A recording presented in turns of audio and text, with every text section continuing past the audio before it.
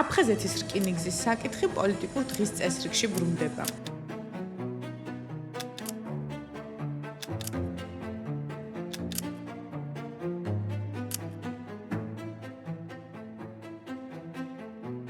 მე iFact-ის ჟურნალისტი ნინო აფაქიძე ვარ და უცხო ამბების მე-9 ეპიზოდში მოგიყვებით თემაზე, რომელიც ეხება ქვეყნის უსაფრთხოებას, რეგიონულ ძალათა გადანაწილებას და რომლის უკან გაცილებით მეტი დგას, ვიდრე უბრალოდ ლიანდაგების აღდგენაა.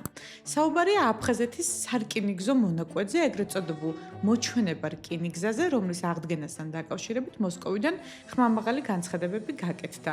თბილისი კი ამბობს, რომ საკითხი საერთოდ არ განიხილება. 2026 წლის თებერვლის შუა რიცხვებში რუსეთის ვიცე-პრემიერმა ალექსეი ოვერჩუკმა განაცხადა, რომ რუსეთი განიხილავს საქართველოსთან სარკინიგზო მიმოსვლის აღდგენის შესაძლებლობას აფხაზეთის გავლით. აქ ფორმულირება მნიშვნელოვანია. განიხილება შესაძლებლობა. ოვერჩუკმა ეს საკითხი ჩასვა უფრო ფართო რეგიონულ კონტექსტში, როგორც სატრანსპორტო და ლოჯისტიკური კავშირების გაძლიერების ნაწილი. კრემლისთვის ეს მხოლოდ ტექნიკური პროექტი არ არის, ეს არის დიდი ამოცანა, რეგიონული დერეფნების გადანაწილების პოლიტიკა. თუმცა აქ ჩნდება მთავარი კითხვა. რატომ აცხადებს ერთი მხარე ამ პროექტზე, როცა მეორე მხარე ამბობს, რომ არაფერი იცის და არც არაფერი ხდება. ოვერჩუკის განცხადებას თბილისში მყისიერი რეაქცია მოჰყვა. საქართველოს რკინიგზამ 13 თებერვალს განაცხადა, რუსეთსა და საქართველოს შორის სარკინიგზო მიმოსვლის აღდგენაზე საუბარი არ მიმდინარეობს და მათთვის აბსოლუტურად გაუგებარია, რატომ დადგა ეს საკითხი დღის წესრიგში. საგარეო საქმეთა სამინისტრო კი ამ საკითხზე დუმს, თუ არაფერი განიხილება, რატომ ჩნდება საკითხი მოსკოვის ოფიციალურ განცხადებებში.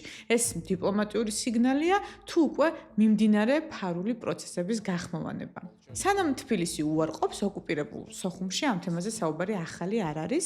2023 წლის ოქტომბერში დე-ფაქტო ლიდერმა ასლან ბჟანიამ განაცხადა, რომ რუსეთის რკინიგზის სპეციალისტები აფხაზეთში უკვე იმყოფებოდნენ და ინფრასტრუქტურა დაათვალიერეს. მისი თქმით, მიმდინარეობს ხარჯთაღრიცხვის მომზადება, ოჩამჩირეს მიღმა სარკინიგზო მონაკვეთი საკმაოდ მძიმე მდგომარეობაშია, საჭიროა ხიდების, გვირაბების და ელექტროგაყვანილობის აღდგენა. ტრანზიტი შესაძლებელია თუ ქართული მხარე მზადყოფნას გამოთქვამს. მანამდე 2023 წლის ივნისში რუსეთის საგარეო საქმეთა სამინისტროს წარმომადგენელმა მარია ზახარავამაც ისაუბრა სომხეთთან სარკინიგზო კავშირის აღდგენაზე აფხაზეთის გავლით და აღნიშნა, რომ მიმდინარეობს საგზაო რუკის შემუშავება. ანუ იდეა პერიოდულად ბრუნდება და ყოველ ჯერზე უფრო კონკრეტული ხდება. აფხაზეთის ტერიტორიაზე სარკინიგზო ხაზის სიგრძე დაახლოებით 229 კილომეტრია. ეს არის ელექტრიფიცირებული ერთლიანდაგიანი ზღვისპირა ხაზი სოჭი, სოხუმი, გალის მიმართულებით.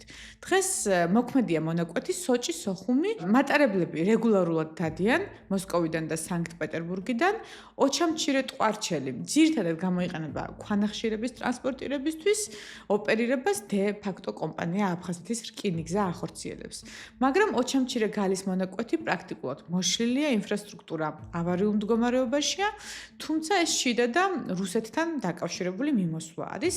საქართველოს მიმართულებით ამ ეტაპზე არანაირი ტრანზიტი არ არსებობს და არ ხორციელდება. აფხაზეთს რუსეთის ვალი აქვს 1.2 მილიარდი, ცოტა მეტი, რკინიგზის რეაბილიტაციისთვის გამოყოფილი და მათ გადახდის ვადა 2034 წლამდე გადაუწიეს.